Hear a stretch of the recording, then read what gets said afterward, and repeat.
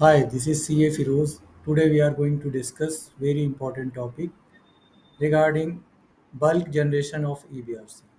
आज हम समझेंगे लाइव सेशन में कैसे हम EBRC जनरेट करें DGFT पोर्टल से।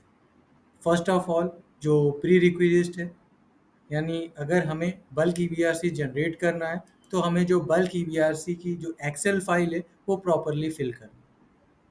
जैसा कि हमने प्रीवियस वीडियो में इसके बारे में डिटेल में बताया है, यहाँ पर हम क्विक रिव्यू करके आगे निकलेंगे।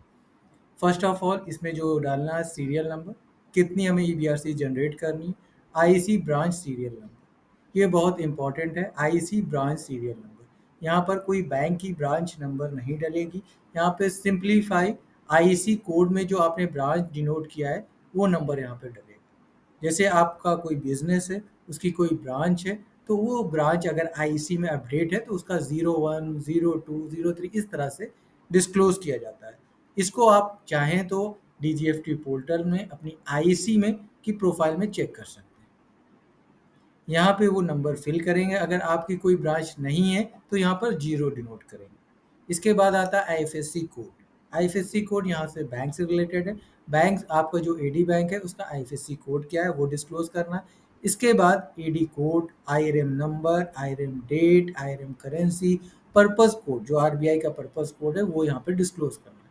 Remittance amount, shipping bill number, shipping bill date, port code, bill number oblique invoice number. यहाँ पर बिल नंबर का सेंस कतई ये नहीं है कि आप यहाँ पर बैंक का बिल नंबर डालें, यहाँ पर सिर्फ आपकी एक्सपोर्ट इनवाइस नंबर ही पड़ेगा एज पर डीजीएफटी गाइडलाइन। इसके बाद आपका जो करेंसी कोड होगा, शिपिंग बिल वैल्यू होगा, आईआरएम अमाउंट होगा, वो डिस्क्लोज करना। इसके बाद आप इसको दो सेगमेंट पे आप देख पा रहे हो, पहला येलो सेगमेंट है, दूसरा पिंक सेगमेंट है। येलो सेगमेंट में जो मैंडेटरी फील्ड है वहाँ पे फिल करना आपके लिए मैंडेटरी है, उसको आप स्किप नहीं कर सकते। दूसरा है जो येलो फील्ड, जो पिंक फील्ड है वहाँ वो क्या है, वैलेंट्री, उसमें सिर्फ इंडिकेटिव इंफॉर्मेशन, आप अगर उसको फिल नहीं करते तब भी आप ईबीआरसी जनरेट कर सकते।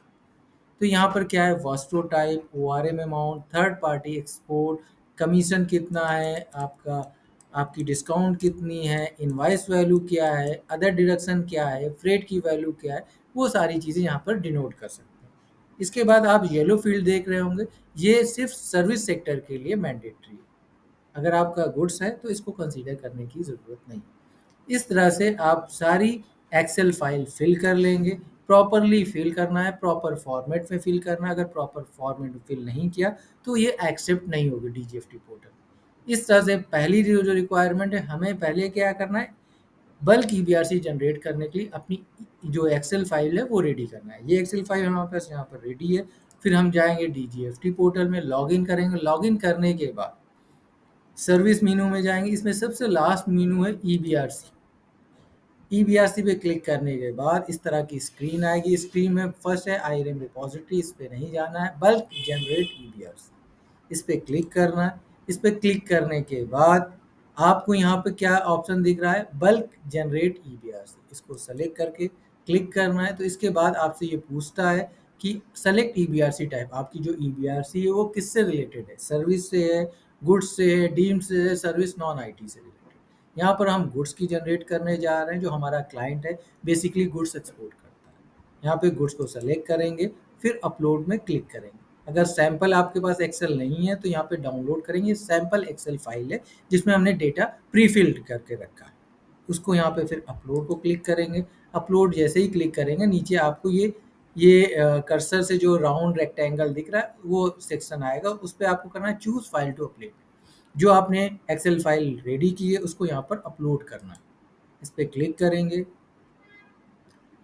आपकी जिस फोल्डर में रखी वहाँ से सेलेक्ट करेंगे, ओपन करेंगे, तो इस तरह से यहाँ पर वो फाइल आपकी शो होने लगेगी। यहाँ पे अभी शो हुई है, इसको अभी अपलोड करना है। अपलोड पे क्लिक करेंगे। जैसे ही आप अपलोड पे क्लिक करेंगे तो यहाँ पे आपको दिखा रहा है अपलोड स्टेटस सक्सेस। अगर वो सक्सेस हो रहा है यानी ठीक है। और नंबर ऑफ रो कितनी थी उसमें 10, यानी हमें कितनी बीआरसी एक साथ जनरेट करनी है, 10। इसके बाद नीचे आएंगे, इसकी डिटेल भी नीचे आनी चाहिए। इस केस में डिटेल नीचे नहीं आ रही, तो यहाँ पर क्या फॉल बैक है, यहाँ पर सर्च में हमारी ईमेल आईडी क्लाइंट की पड़ी हुई है, इसको हटाएंगे। वैसे ही आपकी सारी जो सारा डेटा है वो डिस्क्लोज होगा। इसको हमने डिलीट किया, जैसे ही देखिए आपने डिलीट किया, क्योंकि वो सर्च ऑलरेडी सेलेक्टेड था, उसको हमें हटाना है। जैसे ही हटाएंगे तो वन बाय वन रिकॉर्ड जो अपलोड हुआ है डीजीएफटी पोर्टल में वो रिफ्लेक्ट हो रहा है। इसको प्रॉपरली देखेंगे, इसमें कहीं गलती तो नहीं हो रही। इसको प्रॉपरली चेक करेंगे। जो हमें 10 ईबीआरसी जनरेट करना है उसकी सारी इंफॉर्मेशन प्रॉपर है एज पर एक्सेल शीट। अगर प्रॉपर है तो इसके आगे बढ़ेंगे, आगे हम इसको सेव करेंगे। जैसे अब यहाँ पे मैंने सेव कर लिया। सेव करने के बाद ये हमने पूरा रेडी कर दिया, सेव कर दिया, डेटा रेडी हो गया अपलोड होने के लिए। तो अपलोड करने से पहले हमें साइन करना होता है। साइन के लिए हमारे पास दो ऑप्शन होते हैं, आधार ई साइन करना या डिजिटल सिग्नेचर।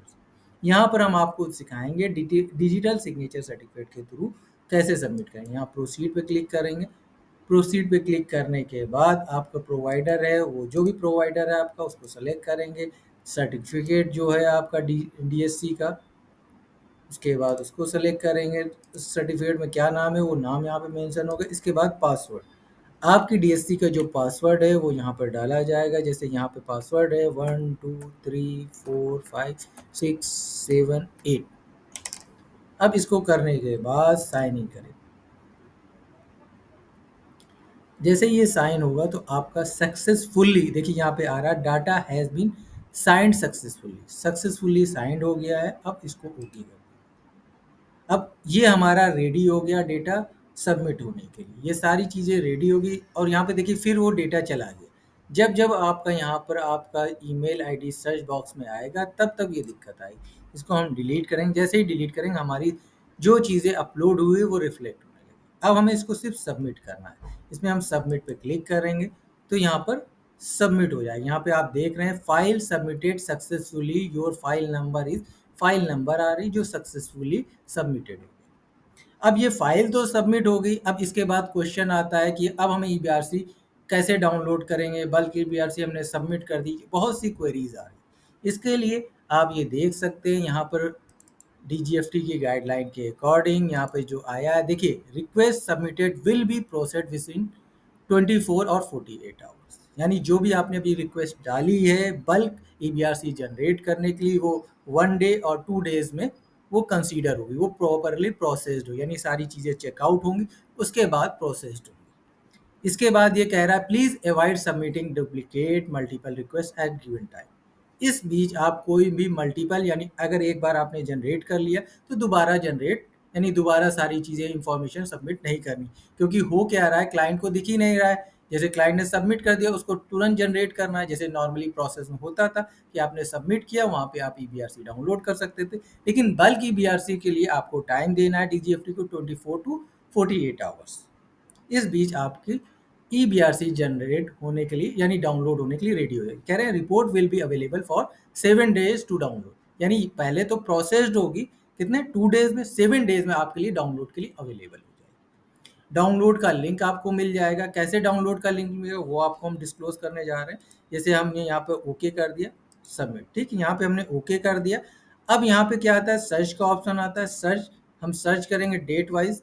डेट वाइज हमारी क्या है, आज 8 तारीख है, 8 to 8 नवंबर। फिर यहाँ पे सेलेक्ट करेंगे जो भी हमारी सक्सेस हुई, सक्सेस क्लिक कर रहे हैं और यहाँ पर हम सर्च का बटन दबा रहे हैं। जैसे ही सर्च का बटन दबा रहे हैं यहाँ पे फाइल आ रही है सारी चीज़, ठीक है। ये हमें यहाँ पे हम चेक कर सकते हैं हमारी ये फाइल नंबर है, इस डेट में अपलोड किया और सक्सेसफुली अपलोड हो गया। अब यहाँ तो अपलोड की बात होगी। अब हमें डाउनलोड कहाँ से करना है, अब हम फिर ईबीआरसी में जाएंगे। ईबीआरसी जाने के बाद यहाँ पे बल्क डाउनलोड रिक्वेस्ट, यहाँ पे क्लिक करेंगे बल्क डाउनलोड रिक्वेस्ट में।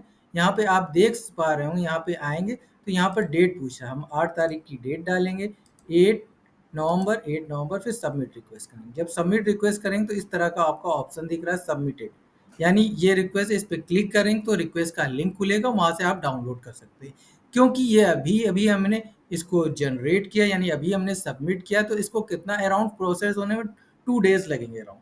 और 7 डेज में हमें ये डाउनलोड की रिक्वेस्ट डाउनलोड कर सकते हैं। यानी 2 डेज के बाद हमें क्या करना है, यहाँ पे लिंक पे जाना और लिंक पे चेक करना है कि नहीं, विद इन 7 डेज आपके लिए अवेलेबल हो जाएगा डाउनलोड के लिए। Thank you for watching my video. If you like please comment here. If you have any query we will happy to connect.